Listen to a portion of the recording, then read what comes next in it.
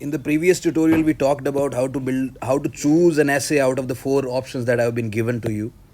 I told you that you need to think of an introduction first, because if you have a good introduction, 50% of your job is done. Because for philosophical essays, it is important that your essay must stand out from others. In this particular tutorial, the tutorial 2 for philosophical essays, I am going to tell you how to build the body as well as the conclusion of a philosophical essay.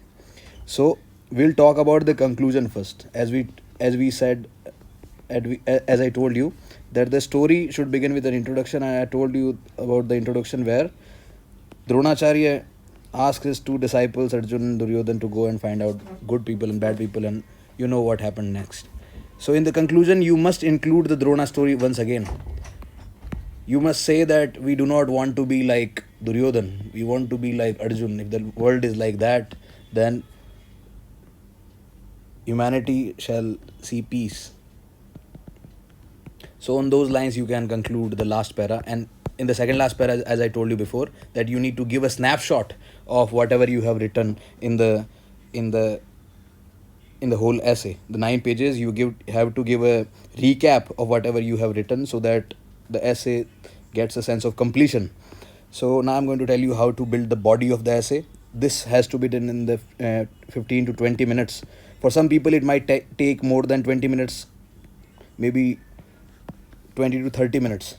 But you need to give that time for structuring a philosophical essay. Do not start writing before the essay has been properly structured, because if it is not structured, then you are going to get you might get less than 100, and it is going to spoil your chances of getting into the list. So in the body, you have to follow the theme approach. By theme approach, I already explained in the previous tutorials how to build 5 themes. In a similar way, you need to build 5 themes here. I told you that in the first theme, what you have to do is you need to take keywords from the essay and then relate them and link them in the first theme. In the second theme, you have to link whatever is left, whatever keywords are left in the theme. If only 2 keywords are there, then you need to show another dimension. What happens if the two keywords mix? What are the consequences, etc. In the third basically theme, what you have to do, you have to turn the topic 180 degrees opposite, or you need to open a parallel dimension. You should not talk about what has been mentioned in the topic all the time, because that shows that you agree with what has been told to you in the topic, and that shows lack of understanding, lack of critical analysis, and ability to think apart from what has been told to you.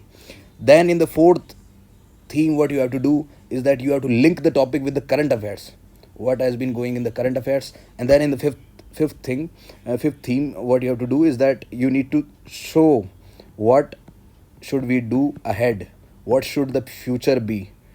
So this way you can include past, present, and future. And conclusion, I've already told you. So now I'm going to build themes in front of you in the next tutorial. So do wait for it.